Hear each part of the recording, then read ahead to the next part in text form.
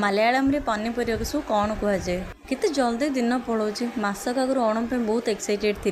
किंतु काली ओणम पलैला सबुदिन कमेंट्स रे कहीं ना कहीं भाई भौणी जन पचारती मलयालम रे ए परिवार ना कंटा बोली चलते मुझे आपको कहीदे मलयालम रे परिवार ना सब कौन बोली आलू कहते उर्लंग किलांगे बैगण को बड़धनिया टमाटो कहते तकालिका पियाज को उल्ली व सावला अदा कहते इंजी रसुण को वेलुल्ली कलरा को पावैक्या कखर को मतंगा भेंडी को भेंडिक्या कोबी कहते पत्र कोबी कहते कैबेज फूल कोबी कहते कॉलीफ्लावर गाजर कहते कैरेट लंका को पच्चामुड़ग